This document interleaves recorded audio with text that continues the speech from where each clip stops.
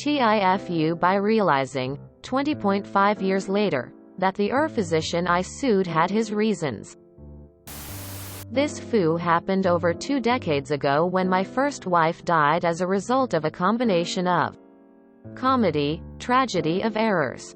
And our physician was adamant that my epileptic wife was seizing because of drugs, not epilepsy. So back in 2001, my wife of 4 years 4 months, mother of my 2 sons, had a grand mal seizure directly after she accidentally pinched her arm while tying on her Celtic armband. She was taken to the hospital. I described what happened leading up to the seizure, mentioned her history of epilepsy, and the doc insisted on putting her under no drugs to stop her from seizing, no electroencephalograph to measure her brain waves, and now she's paralyzed, so no way to tell if that she was still seizing for what would be another 38 hours. I felt every minute, every second.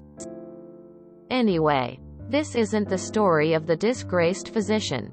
This is the story behind my sudden understanding of why he may have thought she was on drugs instead, thus requiring a different level of treatment, less urgent. As we walked toward my son's football game, the Mrs. current wife of 17+ years, were talking about how a pinch of the skin can induce a seizure.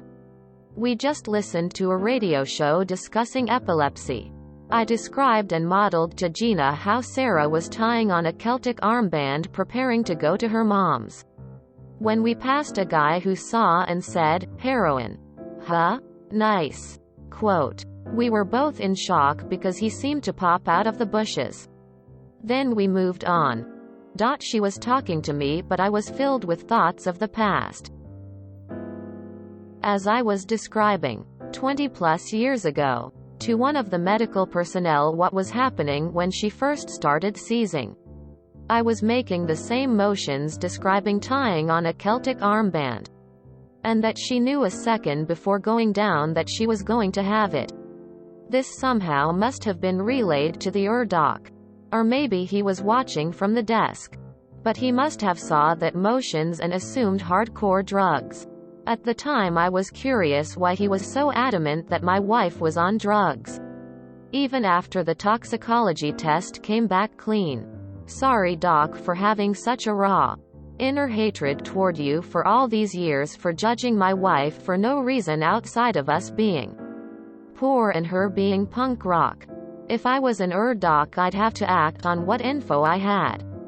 I'd still have treated for the most potentially fatal. But I understand a little more now. TLDR. I hated an physician for decades for showing prejudice toward my wife when treating. I now understand, after making a tying one-off motion when describing what happened to my wife as she collapsed, that you had reason to suspect drugs after all. Edit, update, clarification of FU. First off. Then, you for the awards. I left for work at 9 upvotes and now I opened my iPad to check my fantasy pics. And wow. The true FU was harboring all of this resentment towards him. Not because it wasn't warranted so much as even docs are humans who make mistakes. And justice was served when 7 of 9 jurors determined that yes, he fell below the standard of care. In my soul I hated this man with a passion. Let it consume me. Truly hated him to the point of letting it affect my relationships, familial and otherwise. And me seeing things from another person's eyes allowed me to realize that the mistake he made wasn't maybe that much about prejudice toward Sarah as I previously thought. Thank you all again for this. Adamant that my wife was on drugs, even after the toxicology test came back clean. No, this doesn't sound right. Not after the test results. What's a Celtic armband? I tried to Google it, but all I got were pictures of tattoos. I'd still be mad.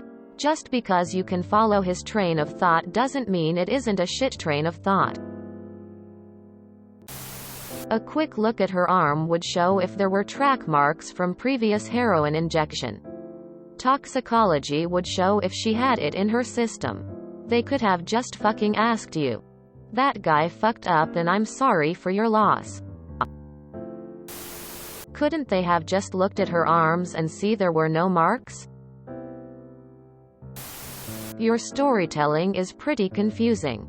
So after reading this for 3 times, I still don't understand what happened. If Talk's screen was clean, there was no FU. What I don't understand is whether the seizure is from drugs or epilepsy. The right drugs should end the seizure regardless. I think they use a strong dose of Ativan or Valium. I don't know, I'd still be on the side of anger even with this information. You don't paralyze someone without sedating them, and most sedatives have anti-epileptic properties. This story doesn't make sense. A seizure caused by drugs will be treated the same as if it wasn't caused by drugs, with benzos to stop the seizure. If heroin was suspected, they would have given Narcan to reverse the overdose. ERs have had Narcan since the 70s. You don't seize for 38 hours. Seizing for an hour straight will leave you more than paralyzed, and it's considered status epilepticus if it's longer than 5 minutes. Your report of putting her under, with no drugs to stop her seizure, makes no sense medically. This story doesn't add up. What's a Celtic armband? A lot of anti-physician hate here for what is a very difficult to interpret story, with details that are hazy and very pertinent. Let's work backwards, because the crux of the story is probably the most controversial. And yes, the most debatable. All of this is for the purposes of discussion, and not medical advice or professional counseling. Based on the description, your wife likely died of status epilepticus, essentially a seizure that never stopped and caused irreversible brain damage.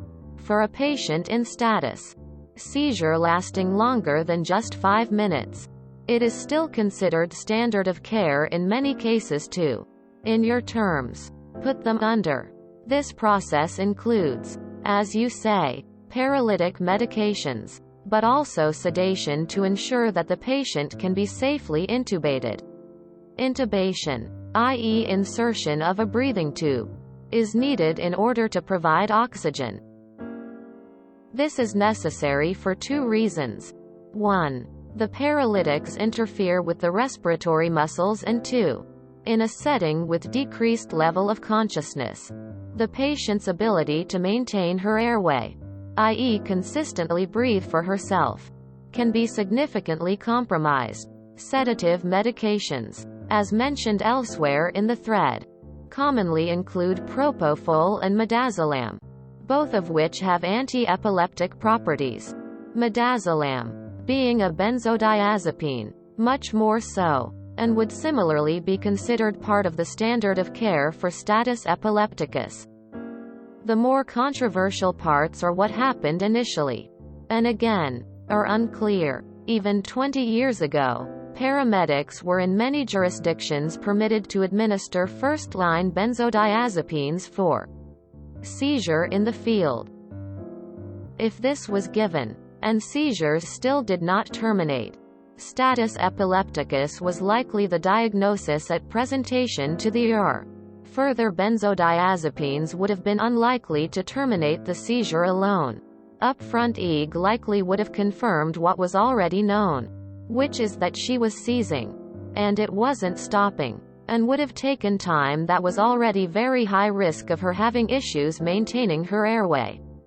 This, in fact, is the most urgent way of addressing her care, as it raises her care to the level of an ICU, where the highest acuity patients are managed.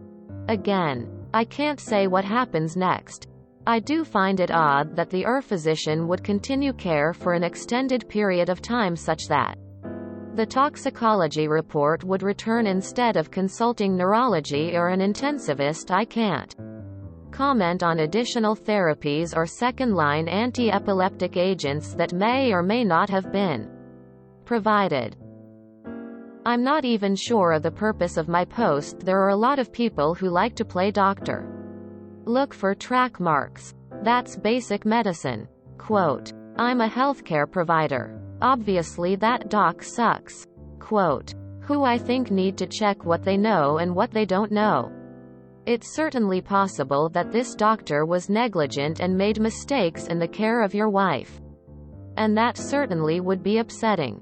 I do think it is difficult to infer that based on that facts presented, however. And I would condemn those who would try to do so. The meds used to put her under, i.e., propofol, helped stop seizures and is treatment for grand mal seizures because the patient isn't breathing effectively when they are seizing. Drugs or no drugs, the treatment is the same. Heroin. Huh? Nice. Quote, we were both in shock because he seemed to pop out of the bushes. GIF. The way this was written was so confusing. I have no clue what I just read.